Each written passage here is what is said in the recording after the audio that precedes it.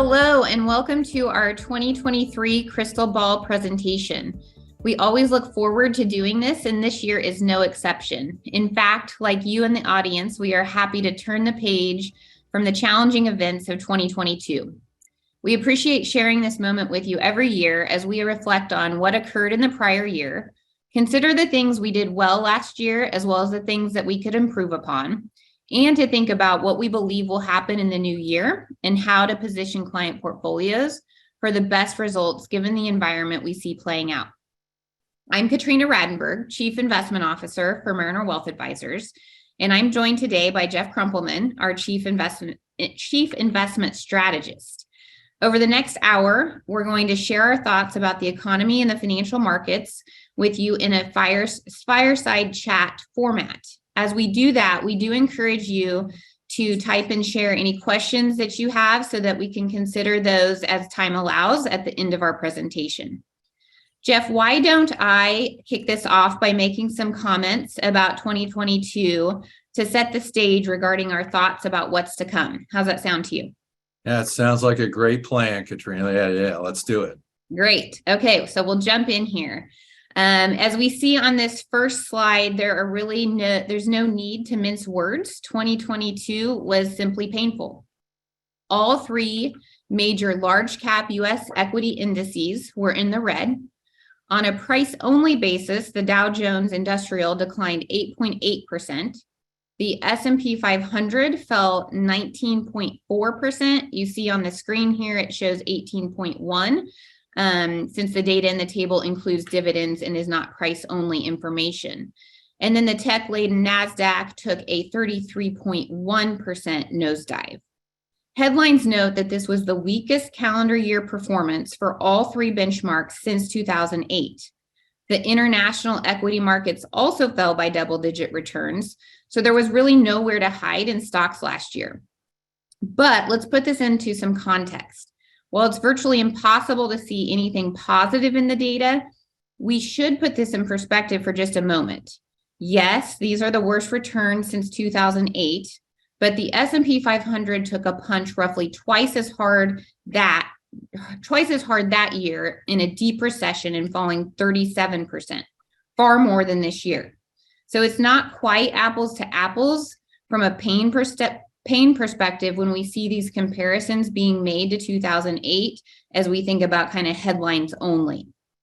In addition, the decline of 19.4% calendar year price return in the S&P 500 in 2022 is depressing and frustrating, but at the end of the day, it does still fall short of the 20% minimum typically quoted as the threshold requirement for a technical bear market.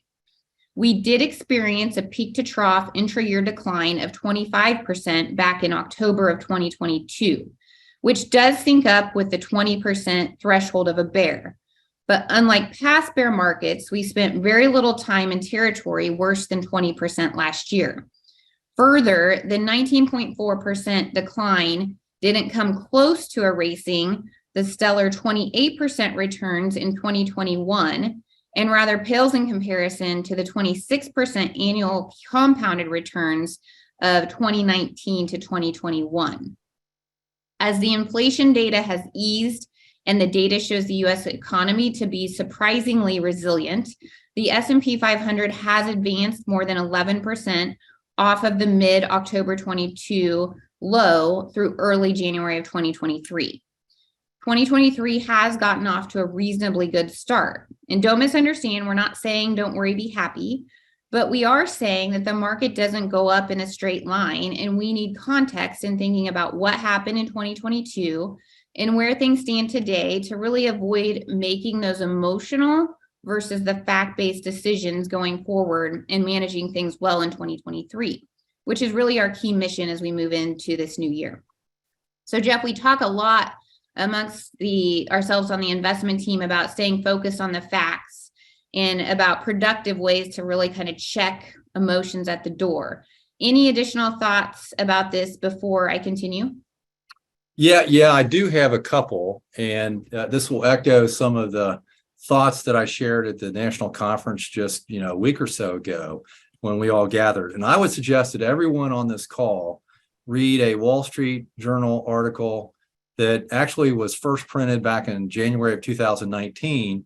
And it's entitled, "For Your New Year's Resolutions This Year, Say No to Negativity." And, I think all of us ought to reread this every year. It's got some great thoughts on approaches both to life and the stock market itself. But it notes in the article that we just as human beings have this natural negativity bias. And, for example, notes that it takes 4 compliments to undo the upset that we get from a criticism that is sent our way. Just one. I guess just the angst of financial loss swamps the joy of financial gain. That's just the way that we're wired.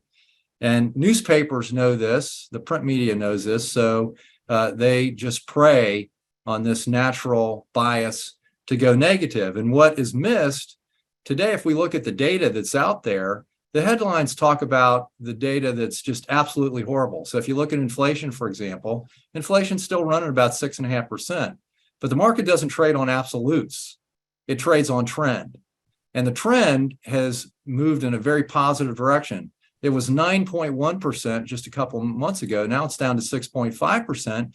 And if you look at the December data that just came out, month over month, it was only running at about a 3.5% annualized clip. That is significant improvement. And I think what we need to do is borrow, a little bit from this article and, don't go to the absolute negative headlines. Let's look at the true underlying data and the trend in which it's moving, because that's what the market tends to do. So I think we all could benefit by just checking that urge at the door this year, because there's some good news out there in terms of trend. Yeah. Thanks, Jeff. Housekeeping item real quick. Can you still see the slide, Jeff? I can't. Okay. I'm just making sure it wasn't lighting up on my screen. So I want to make sure everyone can still see what we're talking about here. Yes. Okay, so in keeping with this idea of staying objective when analyzing the data and staying focused on the trend, we all agree in our research that the data isn't all that bad. The fundamentals simply aren't as ugly as the headlines might make them feel. The consumer is gainfully employed, and while shifting spending from goods to services, consumers are definitely still going out and spending on experience if you believe OpenTable, TSA air traffic, and lodging reservation data. Business investment is holding up surprisingly well, as is earnings. While GDP growth was soft in the first half of the year, we closed the final 2 quarters with real GDP pacing at more than 3% annual growth rates in each of these last 2 quarters. Yes, risk of recession is rising because of recent aggressive Fed rate hikes, but the market has already sold off in anticipation of this highly telegraphed recession, which still has a kind of flip of the coin odds of occurring. There could be more downside, but most of the damage has been done and already felt. As you and I discuss all the time, the economy and the stock market are 2 different animals. The economy is a snapshot in time of what's happening with regard to economic activity. And because data is reported with a lag, this information is rear view mirror looking. The stock market is anticipatory or forward looking. It moves in advance of the economy. It looks for where the puck is going, not where it has been. That's why the stock market generates positive returns roughly half the time, even in the midst of recession. Generally, the damage to stock prices has been done before the recession even begins. That's important to our message today. We look for an S&P 500 price level target of 4,500 or higher sometime in the second half of next year. We've experienced this roller coaster of trading activity over the last 6 months or so, and that's been hard on everybody on this call today. Falling CPI numbers, which inspire price rallies, have quickly been followed by an economic report or 2 that suggests consumer demand is softening by a greater degree than expected, or ironically, that it's holding up too well, thus causing the Fed to threaten extended rate hikes and more pain. The rally fizzles, and there you have it, the cycle repeats. Another less worse CPI report, another rally. Another set of mixed economic data, or Mr. Powell takes the podium and the rally fizzles. Again and again, the merry-go-round spins, so the cycle continues. The week of December 12th was a great example of this. The CPI numbers were better than expected as investors watched for the good results on the 13th. They cheered the news and they sold again when the Fed was less cheery about things in its December 14th press. And after a purchasing manager's report that week showed consumers continued to reduce their appetite for manufactured goods. Then a positive consumer confidence report was released on the 21st, and the market rocketed once again that day. And so roller coaster trading and emotions, continued to play out. And while this may not end immediately, we do think it's temporary. We believe investors will finally exhibit sustained confidence once they see consistent declines in inflation and related signals from the Fed that they indeed can back off the rate hikes for a while and watch and see how their prior work has impacted the economy. This should inspire some multiple expansion on earnings that are holding up surprisingly well. Hence our base case 4,500 target on the S&P 500 in the second half of 2023. Jeff, any additional thoughts there before we continue to move forward? Well, you know me, I always have an additional thought or two. Yeah, let's hear them. Well, I want to build on your idea and notion that the economy and the stock market are two different animals, with the former having rear view mirror features to it and the latter being forward looking in nature. And this concept kind of inspires our thesis for 2023 overall. 2023 is likely to be the inverse of 2022 in our mind.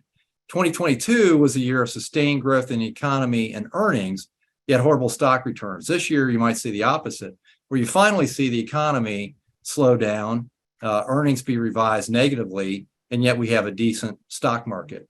And so, as you know, the bears that want to throw rocks at you will say, "Hey, Jeff, Katrina, are you guys crazy? The market's already down more than 20% if you looked at calendar, 2022." And yet we haven't even seen recession or negative earnings revisions yet. I mean, this is really going to be bad in stock land this year. That's they're kind of their case. And they imply that the next shoe to drop is exactly that, confirmation that we have recession and that we're going to have weak earnings. Well, we think that there are a couple of major chinks in this bear argument. In response to these assertions, we can show our clients and investors plenty of years in which you've had negative earnings, and yet the stock market does just fine. Similarly, that you're in a recession, and yet the market advances.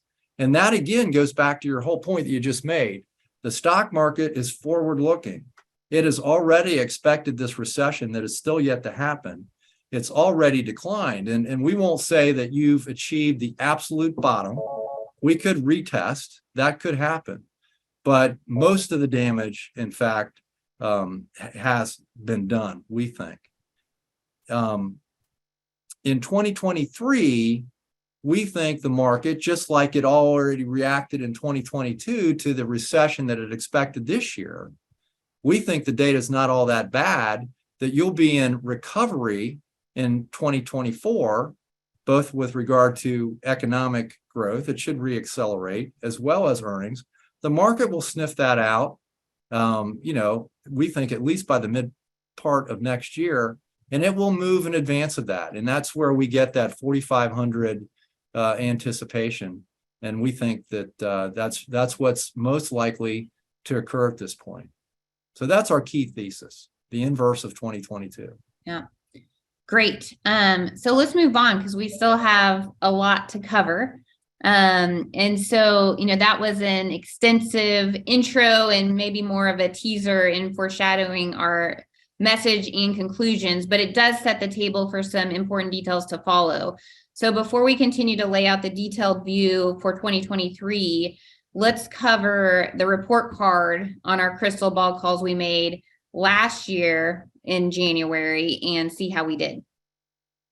Sure. So you've got the slide up here, and there's probably half a dozen things that I think that we feel good about in terms of our message last year. And then there are a couple of things that we missed, and you can always do better, but there are a couple of key things that I think surprised us a little bit. But on the left side of the ledger, what did we get right? Well, going into the year, we told folks, hey, brace for a meaningful correction somewhere in the order of 15 to 20%. And we said that not just a cause, we're due. It was true that we had 3 consecutive years of 26% annual compounded returns. I think there's only been 4 periods in history where you've had 4 consecutive double-digit years. So we felt like, we were due for a pause and a pullback of some sort because of the robust returns of previous years. But we also recognize all these transitions going on in the economy with regard to inflation, with regard to economic growth, geopolitically with risks rising, the trend towards deglobalization from globalization. And we felt like the market had to move through those things, and there would be some psychological damage that would cause PE contraction. And we said, as a result of that view, unlike other periods in time where we said, if you're a 60-40 investor and maybe your asset allocation had moved above that long-term 60% target, let it ride, let it go, because we felt like the trends were consistently positive. Last year, we saw these transitions and said, you know what? Trim back to normal. Go back to your long-term allocation. Don't sell below that, because there's enough good news out there that we think all these risks will be temporary and be handled in a reasonable period of time, but cut back to normal. And oh, by the way, when we get the pullback, do not buy on dips. In every other period, going back to 2021 and before, we had said buy on dips. We really felt like that was the right side of valor. Not last year, because of those kind of sticky risks that were out there. And I think we also did a good job of moving in our internal strategies towards a blended more and defensive posture. And therefore, we felt less pain. We held up pretty well in our internal equity strategies versus the overall benchmarks. And we felt like active management could add value. In prior years where maybe a significant amount of passive exposure would just do an investor fine, we felt like active exposure to actively managed strategies could help. And it did in the case of our internal strategies. So we feel good about that. But I think what we missed was we expected the correction, the pullback, to be relatively short-lived. And inflation was a little stickier than folks thought. I still think it's transitional. Mm-hmm. And we can argue semantics all that you want. They are already subsiding. So they're proving to be transitional, I think, as we speak, but they certainly were stickier longer than we thought. And therefore, the pullback has lasted and the pause has lasted longer than we thought. And we do recognize, everyone on here, this tries our patience. It really does. And we understand that and recognize it. But it's interesting that we do think that we're poised for an inflection point. And so please hang on to that patience, remain patient, because as a portfolio management team here, we see opportunities in some individual equities that we haven't seen in years, opportunities to add value through active management that we haven't seen in years. And we do think that folks are too negative and that things will not result in worst case outcomes as some fear with regard to the Fed and inflation. And we'll get into that kind of stuff in a minute. Yeah, perfect. Okay, so let's switch gears and move into kind of forward looking now into 2023. So why don't you walk us through our targets for the US stock market for this year and the underlying rationale for those figures? Sure. So you've already laid out and spilled the beans here on the 4,500. I can't let you have all the excitement. Yeah, I thought you were getting a little carried away, but that's okay. So what we try and do is say, these are the possible outcomes that we see happening. We assign some probabilities to them so you can capture the conviction that we have in these various scenarios. And what should jump off the page that we think there's a 70% probability of returns that are double digit and healthy double digit. So 4,500 is our base case. We think we assign a 60% probability to that. And, it shouldn't be overly difficult to get there if the economic environment and the earnings environment plays out as we see it. and as the consensus kind of holds. And so we're looking for right now, PEs, price earnings ratios, have fallen from roughly 22 times that we saw going into 2022 down to the 17 or 18 times level. And so we're just looking for a PE of 18 times 2024 earnings of 250. And that gets you to that 4,500 level. And someone might say, well, why are you talking about 2024 earnings, Jeff? That seems pretty bold to be talking about earnings 2 years hence. But that's the way the market trades. It will, as we move through the year, begin really looking, by December of next year, we'll be looking for what 2024 year-end earnings are. And it will begin to trade through the year on that. And that's what the market does. So we do think that we'll see earnings that could be somewhere around that area, consensus of 250 and 24, and then you apply the multiple to that. We think there's an optimistic case where if inflation calms a little better than folks think, that you could get even a higher multiple. Interest rates are holding in there pretty good right now. We're down to 3.4% on the 10-year. And so the bond market is very confident that inflation is going to be contained. And if that does happen, we think that PEs could stretch up to 19 and a half, still not at the 22 times levels that we think were a little rich going into 2022, but higher than the 18 times. So that gets you 48.50, which is a just stellar return, and gets you back to slightly above, believe it or not, the high on January the 3rd, 2022. So that would be a new high if that were to occur. Now, we could be wrong. And we assign, not a significant probability, but there is a probability that things could disappoint. And in our disappointing scenario where you get single-digit declines, that would be a case where you get multiples that actually decline a little bit from where we're at right now, hover at the 17 times level, and perhaps what you see is actually disappointing earnings not achieved at the 230 level in 2023 that folks expect, but perhaps they're only around the 200 level at the end of 2023. And if they start to be weak, people will start looking at that and saying, hey, 24 is going to be revised down, and so I'm going to focus on 23 earnings, and I'll only pay you 17 times what is happening in 23. So if that happens, then we think you see modest declines. And then you get the pessimistic case where inflation just doesn't calm, the Fed doesn't back off. So therefore, you do get earnings that actually decline from the levels that happened in 2022, where earnings are more like 196, not 250, but like 196. And then multiples come down to the 16 times level. So that's not necessarily scorched earth, but that's a fairly dismal kind of outlook. We only assign a 10% probability to that happening. We just don't think the Fed is going to force this, given the progress that we're seeing in inflation and a still decent level in the economy. We don't think earnings are going to take a hit like that. So you have to put it out there. You have to say what would drive that. But we're looking at a 70% chance, we think, of nice double-digit returns next year off of this very frustrating kind of period. Yeah. Awesome. Great summary. Despite all the talk about recession, I know that when we're looking at the current data, we see the fundamentals as neutral to positive. So how about you expand on that? Yeah, so, we always put this up here, Katrina, and in all our meetings, we always talk about these three different levels of analysis and determining where we think that the market is headed and how we want to be positioned.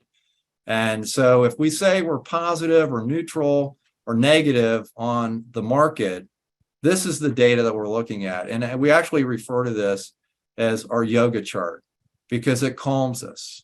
And it calms us either way. And you have to have conviction to be positive. You have to have conviction to be negative in this business. And if we're out there and we see overall the data as neutral or positive, and yet the market's negative, and the headlines are negative, this is what gives us the conviction to be neutral or positive, to say, hold your ground. Don't buy in the dips, but hold your ground. be at that 60% allocation target if that's your normal long term, or be more aggressive than that. If this data is all positive, we would even say it's okay to be above that long term target. But you need equal conviction if it's all negative. Only if you talk to Bill Greiner, our chief economist, only 13% of the time is the economy in recession. Only 15 to 20% of the time does the market generate negative returns. So in this business, it just doesn't pay to be negative. You better have a yoga chart like this that tells you to be negative, and you see a bunch of red minus signs up here to be so. And that's just not the case that we see here. The data's mixed. So if you look at the fundamentals, we're looking at things like the economy, and there are so many components to that.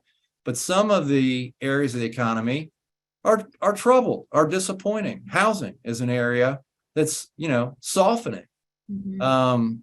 But there are many areas that are still positive. Consumer spending, okay, you got a soft retail sales report that is all about, shopping for goods. And services, check out what United Airlines is telling you, and look at open table reservations and traffic at airports. People are spending on experience like crazy. It's really strong. So the consumer's employed. The consumer is actually spending, in business investment is actually pretty handsome right now, spending on equipment and that kind of stuff. So overall, we say that the economy is neutral. It ain't negative. And earnings also are softening, but they're not negative. They're still positive. Inflation is improving. So overall, we say fundamentals, you mix it in a soup pot, they're neutral. Valuation, as I just said, had come in from 22 times to about 17 times. That's actually average over the last 10 years. It's neutral. And then when we look at technical price trends overall, when you look at sentiment, there's a lot of bears out there. That's a contrarian positive. It's the one area that's really positive. These other things in terms of breadth of market and momentum and returns, they're kind of neutral in nature. Price charts don't look ugly. Long-term price charts don't look ugly. They're still in an uptrend. It's just that they've come in and they've paused a little bit. I think the most important thing that we see, or one of the more compelling things that we see from an active management standpoint, is the fact that the market's broadened out. It's not all about FANG this year at all. The equal weighted S&P 500 index is outperforming the market cap weighted, which means that stocks are broadening in terms of those that are participating and outperforming the general market. And so again, if you're selecting stocks and you're managing an individual portfolio, it's nice to see a broadening in the market rather than concentrated leadership. And I think it says something about the trend for the market overall too. That's a positive sign. Yeah. Awesome. Thanks for covering that. Now we'll move more into kind of the wall of worry. And as you know, we always get good comments here on what we really call it the rolling wall of worry. As we like to say, the time to truly worry is when there is no wall of worry. The fact alone that investors have a list of things that they're worried about ensures that there is ample caution out there and appropriate respect for likely things that could go wrong. It also ensures that there's cash on the sidelines available to be invested when the worries do subside. And if no one is worried, all the cash is already invested and the market is likely to struggle to advance. So clearly there's plenty to worry about going into this year. And ironically, we view this as a potential positive that everything's in check. This list can change quickly with new worries, or one of the items can take center stage as kind of the issue. For example, last year we listed inflation as a potential wild card item that could spoil things. Few folks were concerned about inflation as the U.S. had struggled for years to avoid the ills of deflation and get inflation above a minimum level of 2%, which is considered healthy. In fact, at the time, the Fed was saying its main mission was ensuring adequate levels of employment and wages, not price stability, their current stated focus. And then there's nothing like the cumulative impact of a pandemic on supply and demand issues and a war in the Ukraine to spark a sudden surge in inflation and rates and scare the world, including the Fed, at least on a temporary basis. So not to get ahead of ourselves, let me simply say at this juncture that in a nutshell, we always examine these prevailing wall of worry items that are constantly changing year to year to determine their potential impact on what really matters in the intermediate and longer term trends in fundamental metrics that appear on the right-hand side of this table. Our concerns about inflation and other transitions in the items on the wall of worry list regarding economic growth, U.S. political leadership, and global geopolitical risks were key to our message in 2022 and you mentioned it earlier, the hold your ground and refrain from buying on the dips last year. And so then regarding 2023 and this year, as we look forward, we think these risks are well telegraphed and will be adequately managed. They will create volatility throughout the year in the early parts of 2023, but ultimately they should be solved in a manner that allows rates to stabilize and economic and earnings growth to resume as we move through 2023 and on into 2024. And it's these positive or less worse trends in fundamentals that we see evolving that should really lead to positive returns in stocks in 2023, which Matt kind of goes back to the base case and everything you went through earlier. So are you with me here on kind of the high level summary of the wall of worry? Anything you'd add that I missed? I couldn't have said that better. No. Oh, Totally perfect. We'll keep moving right along then. So given that we're on the same page, let's attack some of the headline items on the left individually. And let me get to the next slide here. So the first one, that you had was inflation. Yeah. I mean, I think where we start here, it could be addressing why you think the current variety of inflation is more like the 1950s version rather than kind of the toxic version that's often in people's heads around the 1970s, and to discuss evidence we see that inflation is moderating as well as forces that should allow it to continue to do so. Yeah. So again, I'll bring in the theme of, for your New Year's resolution, say no to negativity. I think it's just a knee-jerk reaction for all of us when you haven't seen inflation for 20 years, right? And you've been scared about deflation and just trying to get it to 2. As soon as it goes above 2, everyone thinks it's going to go to 20. And they remember, or they read about the 1970s. It took 20 years back in the 1970s for inflationary pressure to build, and a couple shocks to boot, oil embargoes and so on and so forth. And, it was at our national conference where we had an outside speaker, we had Dr. Kelly from JP Morgan, who noted that there were 400 strikes in one of those years in the 70s. And, that we have, hardly any at this point in time. So there was this totally different mentality that was going on back then, and a circular wage price spiral, circuitous wage price spiral. We think this is much more like the 1950s, and I'll tell you why. If you look at what happened here on this chart, you can see that CPI in 1950 ticked up from 2 to 10% overnight. And there were a lot of parallels. And by the way, we're not folks that say, oh, this is exactly like, that it's going to work out perfectly. But it does feel this way with, Mark Twain says things may not repeat, but they rhyme. There's a lot of rhyme going on right here. And you're coming out of World War II. You had labor shortages. Labor was really tight. And then we're pulled in the Korean War. It got even more tight. And folks got really worried, and there were shortages and supply chain bottlenecks. Okay. And so inflation ticked up from 2 to 10%. Well, we had a pandemic, right? And we had a Ukraine-Russian situation that was horrible. And so sure enough, very similarly. Now, back then, the Fed came in, hiked several times. Does that sound familiar? And what ended up happening was the Korean War was not as extended and impactful to labor. Folks did come back into the workforce. Supply chain bottlenecks as we built out infrastructure eased. And it just took several Fed rate hikes to calm inflation and supply to come up to meet demand. And lo and behold, inflation came down. And I really think that's what we're going to see this time. Now, we're not going to go back to 2 right away, but we're going back to 3 to 4 very quick. And we're at annualized levels, we're pacing that. And even all this stuff about rents and stuff, rents now are running at 3 to 4% new leases rates back down to those levels. And so I think this is much more of a feel of that than, oh my God, here we go, it's 1970s run for the hills. Mm-hmm. Let's see. You have a couple more you want to hit on here? Yeah, if we go to 8, and that's where you're at.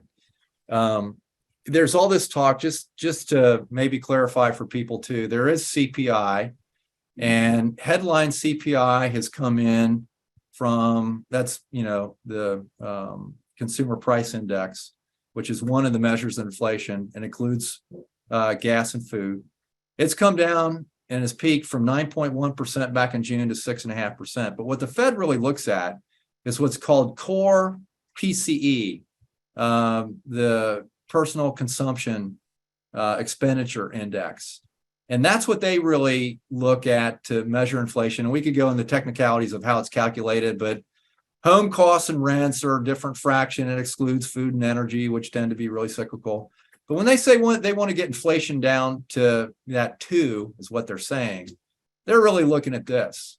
And it's running at, about 4.5 now. So I don't want people to think you got to go from, 9 to 6 to 2. That's not the case. Mm-hmm. And the data that we're getting is, it's improving handsomely, and month over month, this is only running at about a 3% annualized pace right now. So we're seeing big progress. The question is, do you have to get to 2? And I'm going to assert in short order that you don't have to get to 2, and maybe we shouldn't even go to 2. And I don't think the Fed is going to force us to go to 2, but we'll talk about how the market thinks about this, which is a little bit different than what you see in the headlines. Mm-hmm. And if you go to the next slide, Katrina, we'll hit money supply. Yep. And, when I went to school like 40 years ago or whatever it was, and I was an economics major that I've overcome through years of, working with an investment team. I always learned, you had the Keynesian folks who said it's all about fiscal policy, and you had Milton Friedman who said, well, money supply really matters. And I just want to point out to those, I think Milton Friedman probably had a pretty good point. The reason inflation did spike up, it's not this belief that, we've got unions and we've got, demands that are going to make this a self-fulfilling prophecy. Money supply during COVID, normally it grows at about the same rate as the economy, and that's what it should do, somewhere in that kind of, 2 to 3% range. We jacked it up to over 30% growth because we were dropping money from helicopters with really good intentions and motives, and a lot of that money needed to be there because it was tough for people on the front line that were being laid off. And so, but it did get excessive. And when you get 30% money supply growth, you're going to get inflation, particularly when supply is challenged and there's pent-up demand. But look what's happening here. If you have any faith that inflation should calm, now money supply is negative. It's dropped significantly, and it's going to reset and right-size itself and start growing at about the rate of the economy. And inflation will react and come in with a lag, which it's doing. So I think this is important part of the thesis if you think inflation will continue to calm. So I think that puts a little bit of perspective. Yeah. No, I think so too. Thanks for covering all that. So sure. Continuing kind of the discussion on inflation, we believe that it doesn't have to go back to the abnormally low levels. I mean, you just kind of said that we experienced in 2000 to 2020, but it just needs to peak and improve for the market to be happy. So this is based on some thorough research that we've done looking back at history. And I think this slide and some comments you have can help bring this more to life for the audience. Yeah, and so this is a really busy table, and so folks can take their time in reviewing this, but I think it's a telling one. You know, this idea that one of the big bear arguments out there for, you know, really being negative is, well, okay, Jeff and Katrina, that's fine. It may be coming in, but it's not going to go back to 2, and it's going to stay elevated for a while, which we don't disagree. We think it, I mean, historically, inflation's run about 3.7% annually over all of time. And so we do think it might be higher than that 2%, which, by the way, is just an arbitrary random thing that the Fed says. I mean, there's nothing magic about 2. They just seem to be fixated on it. But be that as it may, this chart shows that inflation doesn't have to go back to really low levels. It just needs to peak and go lower. And once it peaks and starts to improve, the market reacts very handsomely. So on the top table here, we have 6 periods post-1950 where we saw surges in inflation.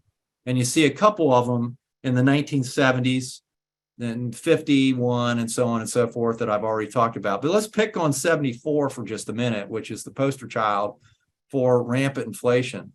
And I'm looking at the chart here. I've got it on my lap in hard copy. And so this chart shows you the peak level of inflation of 74 was 12.2%.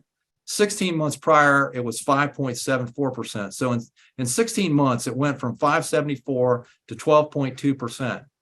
And then, you know, the Fed starts hiking and it calmed back 16 months after the peak on November of 74. It went back to 6.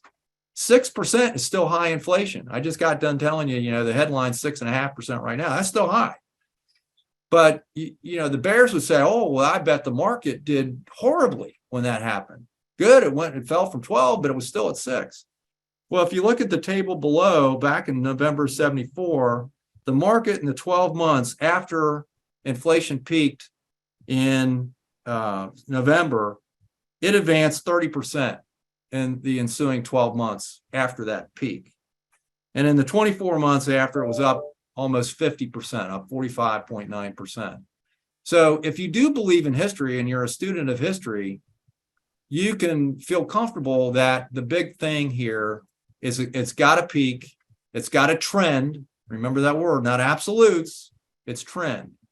And so this also, I think, puts what's going on in perspective and what needs to happen. Great, thank you. So I'll pivot now, pun intended, our focus from inflation to policy risks. So let's talk about what's going on with the Fed in Washington on the policy front that may come into play as we go throughout the year. And let's start with the Fed. Tell us what our take is regarding what's going on with Jerome Powell and company at the Fed, and then let's shift gears and discuss Washington. Sure, and I'll try and I don't want to beat this to, you know, beat a dead horse, because I'm sure folks are sick and tired of hearing about the Fed and so on and so forth. But it is important. And the chart here just puts in perspective what they're doing, what they've done so far versus, you know, what Fed funds rates levels have looked like over history. The average Fed funds, easy for you to say, Fed funds level has been right around 5%. We're at that 4.5%, you know, level as we speak, 450 to 475.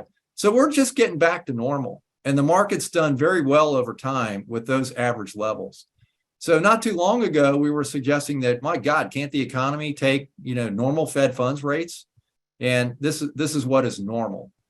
So also a point of put in perspective, but incrementally, what we see going on at the Fed is it was really easy for them to jack up rates when they started early in 2022. It was a no-brainer. They had to do it. And everybody at the Fed was in agreement. So they're going in increments of 75 basis point hikes. They did 4 of those in a row. Now the camp is split at the Fed. You're starting to get debate. And there are two camps. One are the doves who say, like we do, hey, there's a lot of progress that's being made. We had a Ukrainian war and we had a pandemic that caused supply chain bottlenecks. They're easing in a huge way. And inflation's starting to come in. And oh, by the way, it shouldn't go to 2% when you're deglobalizing and re-onshoring and you're trying to fix the climate problem and you're building all these EVs. It ain't going to go to 2. So chill. And you've got the hawks that are just saying, no, it's got to be 2. I can't tell you why it's got to be 2. That's just what we were told. And we're going to go there no matter what. And I think that as you see that debate, that probably the doves will start to win a little bit, because Chairman Powell, going into it, he's got a bias to focus on employment, not inflation. And that's what he was focused on until all of a sudden these shocks happened and it jacked it up. If we start getting unemployment ticking up, his DNA is to back off. And politically, he'd face a lot of pressure if he didn't do that. We don't think that that's got to happen, that you got to start cutting or anything like that. I just think he'll stop all this rhetoric and bad talk as the economy starts to slow, like it's beginning to do. And that dovish camp will start, gaining some credibility in all this. So that's kind of the latest thinking on the Fed, despite their tough talk, what their leanings are. And we have to remember that it was only a year or so ago where Chairman Powell himself said, look, we got a dual mandate, employment and inflation, because we haven't seen any inflation for a while, and we're trying to keep employment going.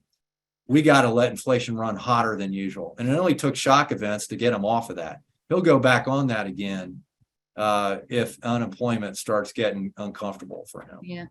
Yeah. So essentially, you don't believe the tough talk from the Fed and believe they will pause or pivot soon. I don't. In this next slide, if you go to the next slide, this shows you that those investors that bet on Fed funds futures and that are playing the derivatives markets, they don't believe it either. They think the Fed's going to hike and then start cutting. I don't think that's going to happen. I think the Fed he doesn't want to be seen as Arthur Burns either. The Fed chair that was there in the 70s, and be accused of letting this thing run away. They just need to pause. And they're already having impact and impact with a lag on the economy and inflation, and it's starting to work. So we just think they need to chill a little bit. They'll probably do a couple more hikes, smaller, and then they'll chill for just a bit. And they're all split. If you read the Fed funds, folks, Bullard at the St. Louis Fed says go 50 next time. Several others saying go 25. So they're starting to have those debates already on the increments. And we do think that it will calm. And that's all that has to happen here. It doesn't have to be perfect. They just need to, start reading our materials. I mean, I'm sure that's number one priority. So what about things in Washington? How might policy there impact the markets? So we've got a slide on that, and I don't want to overdo this. I'll be real quick because we've shown this before. And I just want to remind folks that the other thing that we had happen last year was called a midterm election. And the kind of line graph on the right shows folks what happens in midterm elections. The market tends to trade down until the election, and then you get a bounce in the final 2 months. And that's what we got, basically. Yeah. The table on the left shows you that blue bar on where you see year 2. These are the 4 years of the presidential election cycle, with year 2 being the midterms. The blue bar shows you that the average pullback or correction intra-year in the 4 years of the presidential cycle is deepest in the midterm election year. On average, the market has a 19% pullback. Well, I think we just said, the market was down 19.4% in price last year. So it's similar. That's what happens. People get worried about leadership in Washington, and they get nervous, and you get more policy in that year for various reasons. A more active Fed, they want to do all their handiwork so that they're done in the final 2 years of a presidential election cycle. and they're kind of a neutral body. So they apply all their pain or smartness, however you want to look at it, in that second year. But the red bar just shows you that generally in the 12 months after midterms, the market is up, and it's up handsomely. And this is data going back to 62. We got data going back to 42. If you want to see it, it's the same. And the market is never, and I never say this, but it's never been negative in the 12 months following a midterm election. This could be the first, but I think it would only be the first if Fed chair says, I don't care if inflation's calming. I'm not going to be Arthur Burns, and we're going to take this thing high, and we're going to cause a hard recession because we've got the power to do that. And we're going to, and if they do that, that's the one scenario that would make us see our pessimistic case here as opposed to optimistic. But we just don't think the odds or the data will support doing that. Yeah. Great. So now kind of going back to talking about the recession and some of the indicators that we look at. And we've talked about three traditional indicators that seemingly signal that the risks of recession are rising if we solely focus on those traditional indicators. Yeah. You and Bill Greiner, our chief economist, note that there is some nuance to evaluating these indicators this year. You two have both said that the data suggests the situation is a bit more complex to really read this time, and that there are some offsetting positives out there when you look at just the comprehensive mosaic of all of it. And so in other words, we're getting mixed signals there. So we've got, a few slides here I'd like you to go into to really dig a little deeper into that and kind of what's different this time. Yeah, definitely. And, we'll do that. I know we're like 50 minutes into this. So you've got 8 minutes. So we got to start. We got to go. So we probably won't show all the mixed data, and it might just, say I either need a glass of wine or a cup of coffee here to get through this. So I don't want that to happen. Maybe the wine's okay after, but the three things that we look at as signals of recession, we've got the first one that's up here. Everyone's read about it. The shape of the yield curve. Is it inverted or is it positively sloping? And it's the difference between the 2-year treasury and the 10-year, or the 3-month bill and the 10-year. You look for that slope, and if it's positively sloping, it means investors that are buying the longer bond expect to be paid a higher rate of interest because there's the risk that you have inflation, and you got to pay me more.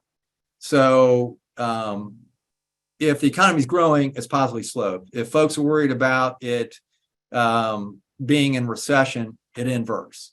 And so this is one of the signals that you look at, and you can see right now that that difference is a minus, we'll call it 60 basis points.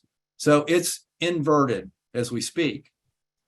But normally what happens when it inverts, you see credit spreads, or the rate that corporations have to pay on their bonds versus what the government pays, really blow out and get really wide, because folks are worried that the economy is going to be in recession and that corporation can't pay the interest on the bond.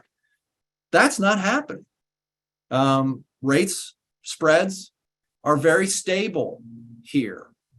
And we think that it's very possible that this inverted yield curve is simply the bond market saying, we don't think there's going to be a recession. We just think inflation's coming down in a big way. And therefore, we're very comfortable, buying the longer bond, the intermediate and longer bond, when it's hanging out at 3 and 4%. Not a bad deal. So we'll have to see how that shakes out. Now let's go through one other one. The second thing that we look at, this is, sorry. Yeah, that was credit spreads. So that was just supporting my point. The second thing that we look at. Hey, Jeff, your camera went back down to your. Oh, I'm sorry. Your papers. You're fine. Yeah, I want everyone to see your lovely face, Yeah. Well, I don't know what to say to that. So Am I on the right slide? Is this the one you Yeah, want to that's the right Okay. slide. That's on recession, or on the leading economic indicators. That's the second thing that we look at, the trend in leading economic indicators. There are 10 of them, and they include in them the shape of the yield curve, the trend in the stock market, but they also look at initial unemployment claims and 10 other things that tell you in leading fashion, where might the economy be going? Well, they've been in decline for like the last 8 months. Now, that is a signal of likely rising risk of recession. But what's really weird, and that's the blue bars. Those are the blue bars that you see how they've been getting shorter and coming in. The red bars are coincident economic indicators. So those are things like trend in industrial production, trend in employment. And it's more a snapshot of what's happening now with data that comes out in rearview mirror fashion. We get it with a lag. Those things are going up. They're still going up. The red bars are going up. Normally, in those gray bar areas, you can see those things are going negative shortly after the blue bars start to come down. That's not happening. So, mixed signals. We got so many people employed right now. That doesn't feel like the normal, big rise in unemployment that we're seeing in claims and unemployment. So mixed signals there. And I think we'll leave it there. The other thing we look at is the purchasing managers indices. I don't think we need to cover that. You've got the slide up though. What we look at are trends in the blue bar that is the readings for the purchasing managers at manufacturing companies, whether they're positive or negative. If you go below 50, that's suggesting that they are expecting declining growth. The red bar is service companies, purchasing managers there. It's service companies. The service companies, that reading is, above 50. It did temporarily go in the most recent reading below 50. But we think that was very concentrated in housing and ex-housing, which is part of it, believe it or not, the service sector. It's still very strong and people are spending like crazy. So, there's just all kinds of mixed stuff here that says neutral is better than negative in your view of what is actually going on. That's the bottom line here. Well, maybe to make sure we try to end close to on time, just quickly, can you talk through just if recession happens, we continue to say that it should be mild. What are some just key takeaways from that perspective that you think are important to keep top of mind there and why it should be mild? Okay. So if you can flip forward, let's find that slide about bear markets real quick. Here we go, I think. There you go. Yep. So what we did was look at each kind of bear market going back to the 1920s and peak to trough declines that we saw, in the market. And these are associated with deep recessions or recessions. And recessions are not all of the same variety or the same flavor. So you can see the ones in the 29 to early 30s, the one in the late 30s to 40s, and then 07, 08. Those were monster recessions. And you can see the stock market, that column that shows the peak to trough decline in stocks. In those periods, back in the late 20s, the 30s, and then in 07, 08, the stock market's declining 60 to almost 90%. Those were terrible, as opposed to being down 19, like we are today. If you X out those weird periods where unemployment wasn't 3.5% like it is today, it jumped to 20% back in the Great Depression. If you X those out, the average peak to trough decline on this chart is 28%. The peak to trough decline that we saw was 25% last year, mid-year. So like I said, most of the pain's been felt. That recession's been anticipated. And the table on the right shows that the market during a recession, the market's up, almost half the time. Anyway, in the midst of recession, even if we we get that final news that, we're in one. So the reason, this is good news, just in general, puts things in perspective. But the reason we think it will be short is, number one, the consumer is employed. The unemployment data is very good, and companies are loath to lay off at this point because the cost of training, labor supply is so tight. There are 2 job openings for every unemployed today. So we're starved for workers. And that makes us think that, more people will be employed in this recession than we see normally. Balance sheets of consumers are very healthy. They're able to service debt. Debt service ratios, their ability to pay for the loans outstanding is, almost at record low levels. Corporate balance sheets are very strong, and they've pushed out maturities of their debt. So that is easily serviced. Inventories are very much in balance. They're not out of whack like they were, even in semiconductor land. They're tight. They're much more balanced. And I think the fact that you have all this excess cash that still's out there, we still have over $1 trillion of excess cash in bank accounts to lean on as we go through a needed slowing that the Fed's trying to engineer, will help this to be mild and shallow. Great. And so that's the main thesis. Thank you. I know we've covered a lot and we're at the hour, but I would like to maybe just finish with any other words of wisdom you want to share before we wrap up today. Yeah, so I guess we've got a slide. Why don't we just go to it, which has just some bullet points, and they're self-explanatory here. I think we've got patience on here, which we've talked about ad nauseum, but we think you really need to examine the data and the issues and not jump to worst case outcomes. Don't predict the predictors. Let's look at where the trend in the data is and then, go with that. We are still in hold your ground camp. We're not saying aggressively buying the dips, even though we think the market through the year should be up to 4,500. We think there's a lot of wood to chop as, folks are still going through that rotation. Lower CPI numbers, it rallies, the Fed comes out and is crabby. We think we've got a couple more months of that until finally we've proven that we've got a sustained trend and fall in inflations. We think active management, we outperform handsomely in our internal equity strategies in our models last year and the individual stocks that we manage, and we think active management can add value. We only are young into the year, but we went down less last year, and so far this year we're going up a little bit more.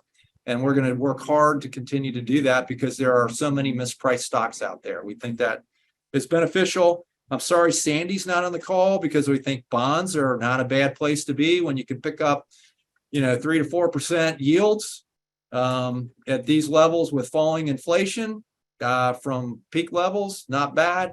And then small caps, I wouldn't, we have diversified portfolios. They play a role in a diversified portfolio, but we think that given their valuation, their expected earnings growth, and the ability of the market to look towards 24 and recovery, small caps that tend to do well when the Fed starts to pause, and that becomes the scene.